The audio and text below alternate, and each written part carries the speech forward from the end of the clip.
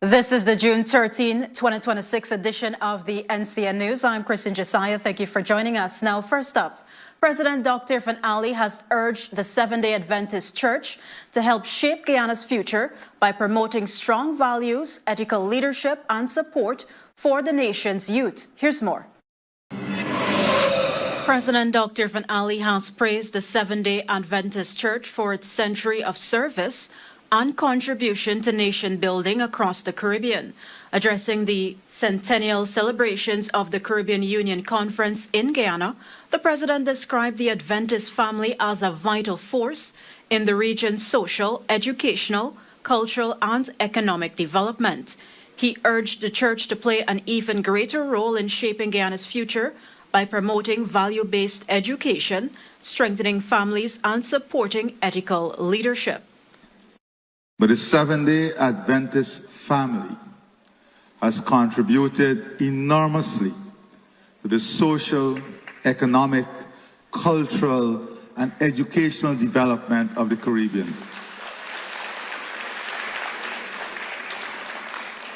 And I've seen the extraordinary work, I've seen the extraordinary commitment, the extraordinary love, and the selfless way in which the Seventh-day Adventist Church operates in Guyana. The head of state also called for collaboration on issues affecting young people, including consultations in social media use and screen time.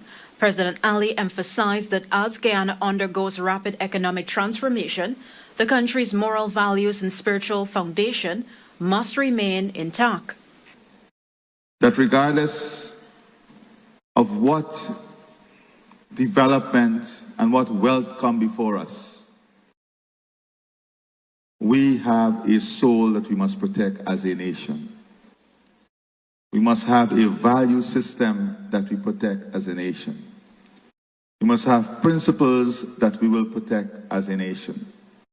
And those principles, values, and the soul of the nation, I would say, without a shadow of a doubt, rest in faith, love, unity, and the will of God. He congratulated the Caribbean Union Conference in reaching its 100th anniversary and expressed confidence that its next century of service would be even more impactful. We tell you now that the body of 7-year-old Adriel Aftab Mohammed, a pupil of Zeelat Primary School who was brutally killed on June 5, was laid to rest today. The funeral was attended by Minister of Public Utilities and Aviation Deodat Indar, who represented the government of Guyana and joined relatives and loved ones in paying their final respects. Adriel's life was tragically cut short during an attack at the family's home, where he sustained a fatal slash wound to the throat. His 72-year-old great-grandmother was also injured in the incident but survived after receiving emergency medical treatment.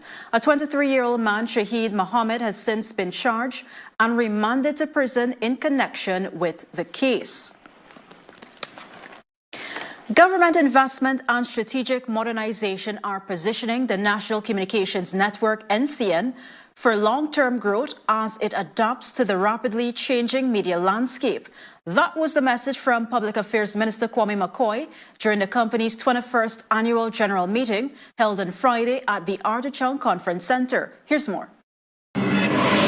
Minister Kwame McCoy said NCN's role extends far beyond broadcasting, noting that the state media entity has a responsibility to educate citizens, support national development, and combat misinformation in an increasingly digital world. The National Communications Network has a responsibility that goes way beyond ratings,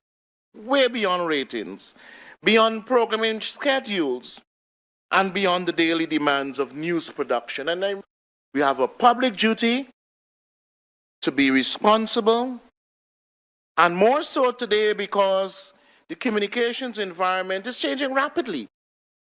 We are operating in an era shaped by digital technology, instant information, social media, artificial intelligence, and regrettably, a growing culture of misinformation and disinformation. Minister McCoy also urged staff to embrace training and professional development opportunities, stressing that a skilled workforce is critical to keeping pace with technological change and maintaining NCN's position as Guyana's leading public broadcaster. The minister said NCN must continue strengthening its digital footprint while remaining committed to accuracy, fairness, and responsible journalism as it serves communities across the country. Meanwhile, NCN Chairman Raymond Cummings stressed that NCN must remain a credible, trusted source of information for all Guyanese, regardless of where they live. The company received $150 million in capital funding through subventions from the government of Guyana. These funds were allocated to support ongoing infrastructure development and the modernization of broadcasting capabilities. These investments were necessary to ensure the company remains aligned with the current technological standards as the media landscape on online platform evolves rapidly, and maintain high-quality production and transmission capabilities in keeping with NCN's strategic outlook. Among the major projects are the continued construction of a 400-foot transmission tower in Georgetown, upgrades to digital television and sports broadcasting services, and the acquisition of modern production and transmission equipment. 107 new firefighters are now prepared to serve communities across Guyana following their successful completion of training with the Guyana Fire Service. A graduation ceremony for basic recruitment course number 1 of 2026 was held at the Lenore Training Center on Friday. Here are the details. Addressing the graduation ceremony, Minister of Home Affairs Onej Walron said Guyana is making significant progress in strengthening its security services and emerging as a regional leader in firefighting and emergency response. She noted that the graduation of 107 recruits, the largest to date, reflects the government's continued investment in its citizens. We have been able to recruit from every single region in Guyana. And why is that? Because the philosophy of One Guyana is that every single child, every single one of your young person who is there looking for something to do, looking for meaning in life, looking for a direction, looking for opportunity, regardless of what region he or she is in, should have access to that opportunity. The minister also commended the families of the firemen and women, acknowledging their support and sacrifices throughout the demanding training program. She urged the graduates to carry out their duties with discipline and professionalism while assuring them of the government's continued support for their growth and success. Please go forward with courage, go forward with discipline, go forward with professionalism, go forward with integrity. And just know that you continue to have the support of your leadership and the support of a government who will always be rooting for you. And as Guyana continues to rise, let it be said that you rose with it. The ranks who will now begin a probationary period are expected to be deployed across the country to support emergency response and public safety efforts. Of the 107 graduates, 33 were women. Trevon Williams was named Best Graduating Student and also received the Best Drill and Best Theory awards. Tamika Crawford was the runner-up and Best Female Firefighter, while Devendra Prasad received the Most Improved Student award. For the NCN News, Celestine Chacon.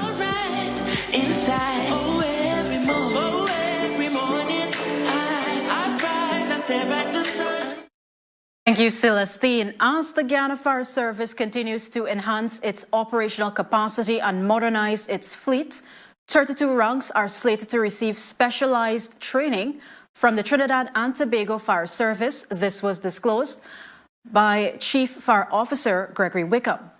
Our relationship with Trinidad and Tobago Fire Service allow us to have 22 persons, ranks again from across every region, engaged in a training, a fire prevention training, which they will have the practical exercises done in Guyana, right here at this complex, come the 28th of this month and going on to the end of the month. Wickham noted that the partnership with the Trinidad and Tobago Fire Service continues to grow as both countries collaborate to improve service delivery. More news after the break. Stay with us.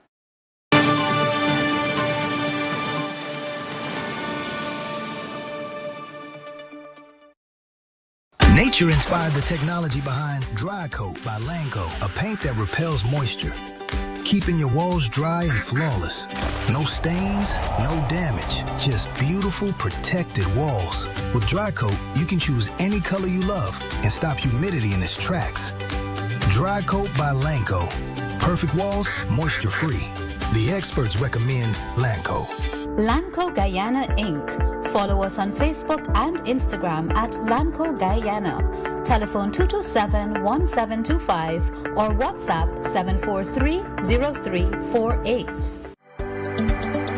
Attention contractors and block makers. Tosi Prasad Limited has available at the Kanji location TCL Portland cement for structural and general use at 66,400 per sling. Contact the team on 623-0300 or 623-3934 for more information. Email hardware sales at tplgroupgy.net or Tosi Prasad Limited at gmail.com. Tosi Prasad Limited, building a durable foundation for the future. Indulge in the irresistible sweetness and creamy richness of Ellenveer yogurt. Savor the natural sweetness without compromising on health. Ellenveer is packed with nutrients and probiotics, making it a healthy snack. Using the finest milk from the Normandy regions of France, each spoonful is a delightful journey into flavor paradise. Think healthy goodness, think Ellenveer.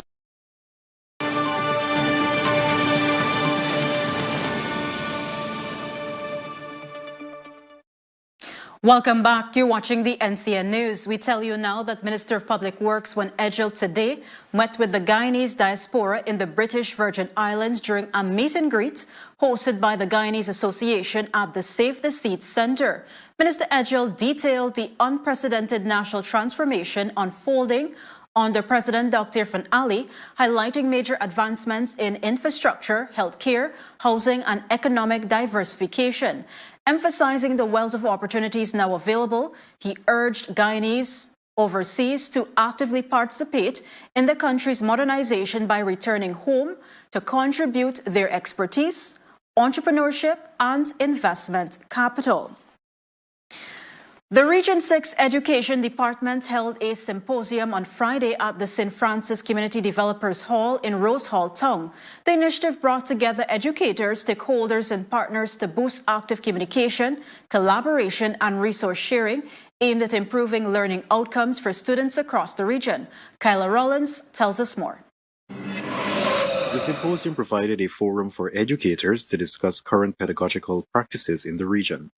Addressing those gathered, former Regional Executive Officer Narendra Prasad highlighted the significant improvements made in the education sector since 2020. He spoke extensively about improvements to school infrastructure and ongoing capacity building initiatives for educators. The Caribbean vocational qualification is another area that was prioritized. All the investment that we have done recently would have been geared, not wholly, but to ensure all our schools are equipped, to ensure we are not at a disadvantage for our CV. The symposium also featured a presentation from Regional Division 6 Deputy Commander, Superintendent Guy Nurse, who addressed the issue of juvenile delinquency in the region. He noted that while youth involvement in criminal activities has been on the rise, the Guyana Police Force, through its Community Relations Department, has been engaging students in schools to address the challenge. Meanwhile, veteran educator Shafiran Bajan was honored for her outstanding contribution to the education sector. Having dedicated 60 years of service to the profession with 45 years spent serving Region 6, Bajan was recognized as one of the country's most steadfast and respected educators. Time is not measured by the passing of years, but by what one does, what one feels, and what one achieves. Kyla Rollins, NCN News. Thank you, Kyla. Human Services and Social Security Minister Dr. Vindhya Prasad opened Day 2 of her Region 2 outreach this morning at Kapawi Mission, highlighting state initiatives designed to protect, benefit and strengthen local communities. During the engagement, Minister Prasad addressed critical social issues including child protection, domestic violence, abuse prevention, and the specific support systems available for vulnerable families. We tell you now that the Uplift You Foundation's Men Health Awareness Walk was successfully held this morning, bringing together men, families, and supporters to raise awareness about the importance of mental health and ending the stigma surrounding it. The walk began and ended at the Kingston Seawall Bandstand, following a route through Camp Lamaha and High Streets, with participants sending a powerful message that no man has to suffer in silence. Organizers, with support from Stride 592, encourage men to speak up, reach out, and seek support, reminding the public that healing begins when silence is broken. The Guyana Office for Investment, Go Invest, has congratulated Guy Drones on its 5th anniversary and the launch of Lumar Sky, which was celebrated with a spectacular drone light show at the Everest Cricket Ground last evening. Go Invest says it has supported Guy Drones throughout its investment journey, including efforts to modernize regulations and create an environment that encourages technological innovation. Speaking at the event, Chief Investment Officer Peter Ramsarup praised founder and CEO Rani Rama and Vice President Eshad Mohammed for their vision and dedication in building a successful homegrown technological company. Officials say the milestone highlights Guyana's growing capacity for innovation and the expanding opportunities within the country's technology sector. Sport news after the break. Stay with us.